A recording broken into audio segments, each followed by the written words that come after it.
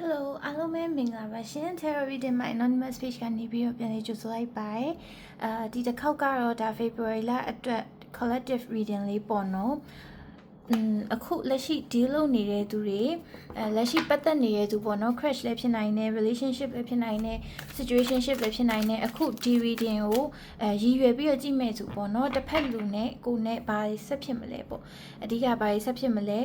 တိုးတက်မလားကောင်းလာမလားပြောင်းလဲသွားမလားဆိုးသွားမလားပေါ့နော်အဲ့လိုပုံစံမျိုးလေးကြည့်မှာဖြစ်ပါတယ်ဆိုတော့ဒီ February collective reading လေးကိုကြည့်နေတဲ့လူတွေအတွက်တစ်ဖက်လူနဲ့ခုလက်ရှိပတ်သက်နေတဲ့သူနဲ့ဘာပဲဆက်ဖြစ်မလဲ Okay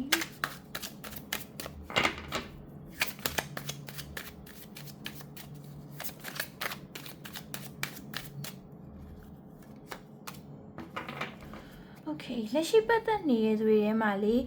များသောအားဖြင့်ပေါ့နော် situationship သမားတွေများမယ်လို့ထင်တယ်ပြီးတော့ X အတွက်ကြည့်နေတဲ့သူတွေပေါ့နော်များလိမ့်မယ်ဆိုတော့အဆင်ပြေနိုင်လားဆိုရင်တော့လေဒီလူကလေပြောရမယ်ဆိုလို့ရှိရင် option တော့များရယ်ပေါ့နော်သူ့မှာကိုမဟုတ်လဲတခြားရွေးချယ်လို့ရတဲ့အရာတွေရှိနေတယ်ရွေးချယ်လို့ရတဲ့သူတွေရှိနေတယ်ပေါ့နော်အဲ့လိုပုံစံမျိုးလေးကိုတွေ့ရတယ်ဆိုတော့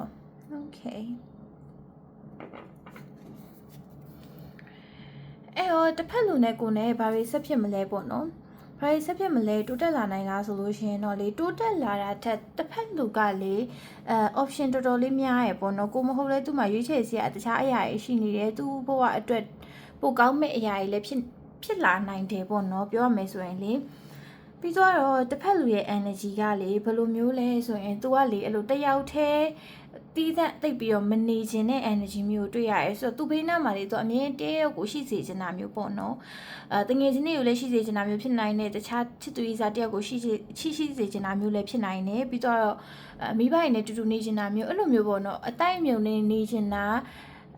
လူတွေနဲ့အတူတူနေချင်တဲ့နေရာမှာပါတယ်တချို့ရေဆိုရင်တယောက်တည်းနေရတယ်ပို့ပြီးနှစ်သက်ကြရဲဒါပေမဲ့တစ်ဖက်လူကကြတော့လေအဲ့လိုအတိုက်မြုံနေနေရပို့ပြီးနှစ်သက်တယ်ဆိုတော့ family ကိုလည်းအရန်တွေ့တာတတ်တဲ့ energy မျိုးပေါ့နော်အဲ့လိုပုံစံမျိုးလေးတွေ့ရတယ်ကိုနဲ့မှာတော့လေသူ့ပုံစံ situationship ဖြစ်ဖို့များတယ်ပြီးတော့ commit လုပ်ဖို့လည်းတစ်ဖက်လူကတော်တော်လေးခက်တယ်ပေါ့နော်သူ့မှာလေအဲ့လိုတဦးတယောက်တည်းကို focus တယ်ဆိုရင် energy မျိုးသိပ်ပြီးတော့မရှိဘူးဆိုတော့ situationship ပဲဖြစ်သွားဖို့များတယ် X တွေပါဆိုလို့ရှိရင်လည်းလေပြန်တော့ပတ်သက်လိမ့်မယ်ပြန်ပြီးတော့ဆက်သွယ်လာလိမ့်မယ်ဒါပေမဲ့ commitment ပေးဖို့တော့ခက်တယ်ပေါ့နော်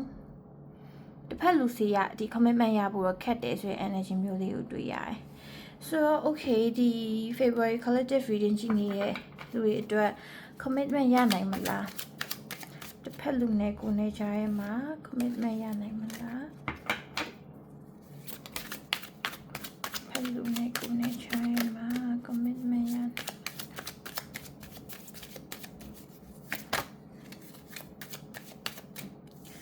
ကိုဘက်ကလေအဲ့လိုစူးစမ်းအားထုတ်ပြီးတော့ပေါ့နော် ritual လေးလုပ်တာမျိုး supplement နားထောင်တာမျိုးဆိုလို့ရှိရင်တော့ commitment ရလာတဲ့လူတွေရှိလိမ့်မယ်ကိုနဲ့ energy ကြိုက်တယ်ကွာ ritual တွေကိုလည်းယုံကြည်ရပေါ့နော် ritual လုပ်မယ် supplemental လေးနားထောင်မယ်ဆိုလို့ရှိရင်တော့တချို့တော့အခုကြည့်နေသူတွေမှာတချို့တစ်ဝက်ကတော့ commitment ရလိမ့်မယ်ပေါ့နော်အဲ့လိုပုံစံမျိုးလေးတွေ့ရတယ်ဆိုတော့တစ်ဖက်လူကဘာဖြစ်လို့အဲ့လို commitment ကိုကြောက်နေရလဲ commitment သိပ်ပြီးတော့မပေးချင်တာလဲပေါ့နော်ဆိုတော့လေးတစ်ချက်ကြည့်မယ်ဆိုတော့တစ်ဖက်လူရဲ့စိတ်အတွင်းထဲမှာသူ့ရဲ့စိတ်ဟိုအတွင်းထဲမှာဘာတွေဖြစ်နေရလဲဘာဖြစ်လို့ commitment ပေးဖို့ကြောက်တာလဲ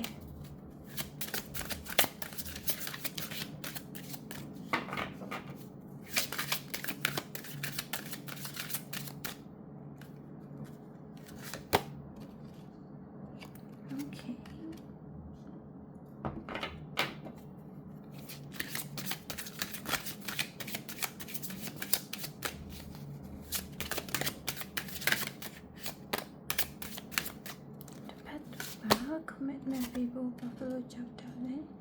တစ်ဖက်လူကလေ past trauma ရရှိလိမ့်မယ်เนาะ past trauma ရရှိလိမ့်မယ်သူ့မှာအဲ့လို heal မလုပ်နိုင်သေးတဲ့ past trauma ရရှိလိမ့်မယ်အဲ့တော့သူ့စိတ်ထဲမှာလေအဲ့အရာကြီးကိုစွဲနေရမျိုးပေါ့เนาะသိကြတာပေါ့အရင်တော့ကိစ္စတစ်ခုခုကြောင့်သူကိုယ်တိုင်ကြုံတွေ့ခဲ့ရတာလည်းဖြစ်ချင်းဖြစ်မယ်ဒါမှမဟုတ်လို့ရှင်သူ့ရဲ့မိဘမှာကြုံတွေ့နေရမျိုးလည်းဖြစ်ချင်းဖြစ်မယ်ပေါ့เนาะအဲ့လိုမျိုးလူတစ်ယောက်တည်းကိုပဲယုံကြည်လို့မရဘူးဆိုရဲအရာမျိုးပေါ့ နော် past trauma တွေကြောင့် commitment ပေးဖို့ကြောက်နေရမျိုးဖြစ်တယ်ကိုကြောင့်မဟုတ်ဘူးပြောစင်တာလေကိုနဲ့ဥပမာ X တွေဆိုလို့ရှိရင်လည်းကိုကြောင့်သူက trauma ရပြီးတော့ commitment ကိုကြောက်သွားမျိုးမဟုတ်ဘဲနဲ့သူ့ရဲ့အရင်ဒီကတည်းကသူက commitment ကြောက်တတ်တဲ့ပုံစံမျိုး commitment issue ရှိတတ်တဲ့ပုံစံမျိုးလေးကိုတွေ့ထားရပေါ့နော် maybe အဲ့လိုသူနဲ့အရင်ရင်းနှီးတဲ့သူ့ရဲ့ပတ်ဝန်းကျင်မှာရှိတဲ့နော်လင်မယားအတွဲအဲ့လိုမျိုးကတယောက်ကသစ္စာဖောက်သွားတဲ့ပုံစံမျိုးပေါ့နော်အဲ့လိုပုံစံမျိုး family trauma အကြီးစားရှိရမျိုးလည်းဖြစ်နိုင်တယ်ဒီလူကလေဆိုတော့ဘာလေးသတိထားမလဲဆိုတော့တစ်ချက်ကြည့်မယ်တစ်ဖက်လူနဲ့ကိုနဲ့ခြားရဲမှာဘာတွေသတိထားဖို့လိုမလဲ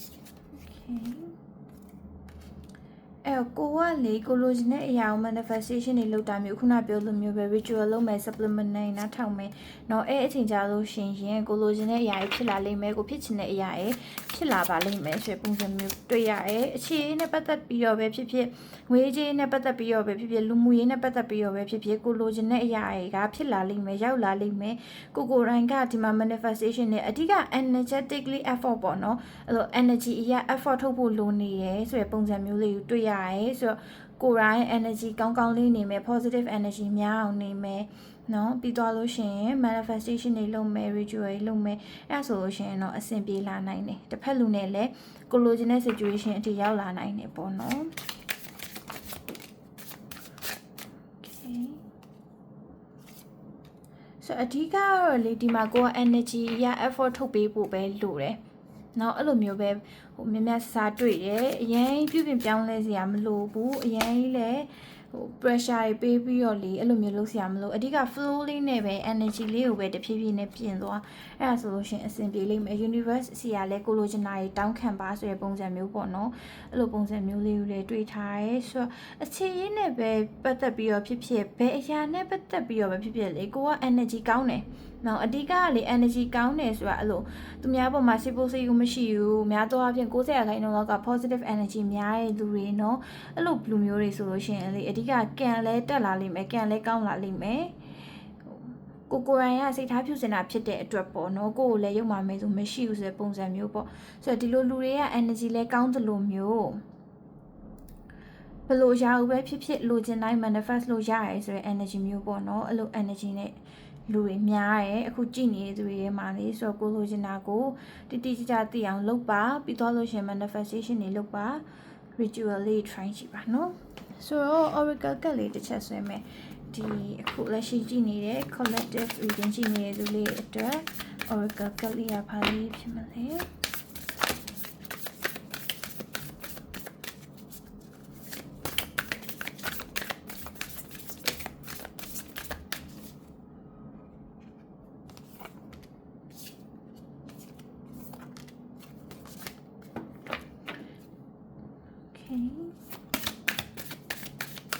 ခုနပြောလိုမျိုးပဲအရင်ကြီး extreme ဖြစ်စရာမလိုအရင်ကြီး serious တွေဖြစ်စရာမလိုဘူးဒီမှာ flow လေးနဲ့ပဲသွားမယ် ritual လေးတွေပုံမှန်လုပ်သွားမယ် manifestation တွေတခြားလုပ်မယ်နော်ပြီးသွားလို့ရှိရင်ကိုဖြစ်ချင်တာဘာလဲကိုလုပ်ချင်တာဘာလဲဆိုတာကိုတိတိကျကျသိအောင်လုပ်မယ်အဓိကအဲ့ဒါပေါ့နော်ကိုဖြစ်ချင်တာဘာလဲကိုလုပ်ချင်တာဘာလဲဆိုတာသိပြီဆိုလို့ရှိရင်အဲ့အရာကို manifest လုပ်မယ်တေချာလေးအဓိကကဒီမှာ energy ပဲပေါ့နော်ဒီ February လဒီ collective reading လေးတွေကတော့ဒါတော့ February လအတွက်ပေါ့နော်ဆိုကိုလိုချင်တာလေးတွေကိုလည်းအဓိကသိအောင်လုပ်ပါဟိုဘယ်လိုပြောမလဲအခုလေဒီကြည့်နေတဲ့သူတွေအပေါ်မှာဘယ်လိုခံစားရလဲဆိုတော့ကိုကစိတ်နဲ့လူနဲ့မကက်ဘူးပေါ့နော်တရက်ပိုင်းမှာလေစိတ်နဲ့လူနဲ့မကက်ဘူးအဲ့လိုစိတ်ကပြောချင်တာနဲ့လူကလုံနေရတဲ့တခြားစိတ်ပါနေရတခြားအရာလူကလုံနေရတခြားအရာเนาะအဲ့လိုပုံစံမျိုးအများကြီးဖြစ်နေလိမ့်မယ်စိတ်နဲ့လူနဲ့မကက်တာမျိုးပြီးတော့လို့ရှင်အဆင်မပြေရမျိုးပေါ့နော်နေရထိုင်ရမကောင်းတာမျိုးအဲ့လိုမျိုးဖြစ်လိမ့်မယ်ဆိုတော့အဲ့ဒါကိုအဓိကပြောင်းလဲပါဟို transformation တစ်ခုပေါ့နော်ဒီလိုမျိုး soul က transformation တစ်ခုလုပ်နေရမျိုးလည်းဖြစ်တော့ဖြစ်နိုင်တယ်ဒါပေမဲ့အဓိကကလေကိုကဟိုအတွင်းထဲမှာကိုယ့်ရဲ့စိတ်ထဲကတစ်ခုခုကိုပြောချင်နေတယ် ဒါပေမဲ့လူကနားမထောင်နေဘူးနားမထောင်နေတဲ့အတွက်ကိုကဘာဖြစ်ချင်လို့ဖြစ်ချင်မှမသိဘူးစိတ်တွေကလည်းအမှရှုပ်လာတယ်လူဆိုတာဘာဖြစ်ချင်လို့ဖြစ်ချင်မှမသိရင်စိတ်တွေရှုပ်လာတယ်နေလို့ထိုင်လို့မကောင်းဘူးပေါ့နော်ဆိုတော့ကိုကစိတ်ကိုကြည်ကြည်လင်လင်လေးဖြစ်ချင်နေဆိုလို့ရှိရင်ကစိတ်ကိုလည်းရှင်းရှင်းလင်းလင်းထားဖို့လိုပါတယ်ဒီမှာလေတယောက်နဲ့တယောက်ကလည်းအဆင်မပြေရပေါ့နော်ဒီတစ်ဖက်လူနဲ့ကိုနဲ့ကလည်းအဆင်မပြေနေရတချောင်းကိုစိတ်ကလည်းဘယ်ရောက်လို့ရောက်နေမှမသိဘူးဒါမှမဟုတ်ကိုယ့်ဘာသာကိုအလောက်က pressure အရင်များနေရလည်းဖြစ်နိုင်တယ်ဆိုတော့စိတ်နဲ့လူနဲ့မကပ်ဘူးဆိုတဲ့ energy မျိုးပေါ့နော်အဲ့လိုမျိုးဖြစ်နေရဖြစ်တဲ့အတွက်အဲ့ဒါလေးကိုအဓိကပြင်ဆင်ပေးဖို့လိုမယ်တစ်ဖက်လူနဲ့ကဒီတိုင်းနေလို့ရှိရင်တော့ commitment ရဖို့ chance နည်းလိမ့်မယ်အရှိမပြောခဲ့သလိုမျိုးပဲအကယ်၍ကိုကအဲ့လို ritual လေးတွေရုံကြီးနဲ့စူးစမ်းပြီးလုပ်မယ် manifestation တွေလုပ်မယ်ဆိုလို့ရှိရင်တော့ commitment ရလာနိုင်တယ်ပေါ့နော် commitment ရလာနိုင်တယ်နော်အဓိကကိုယ့်ရဲ့ soul ကပြောချင်နေတဲ့စကားကိုနားထောင်ပါလို့တော့ Oracle ကတ်တရားညွှန်ပြနေရယ် Okay ဆိုတော့ဒါလေးကတော့ဒါ February လ collective reading လေးပါဆိုတော့အဆုံးထိကြည့်ပေးကြတဲ့အတွက်ကျေးဇူးအများကြီးတင်ပါတယ်နောက် reading တွေကိုလည်းစောင့်မျှော်ကြည့်ရှုပေးကြပါဦးနော်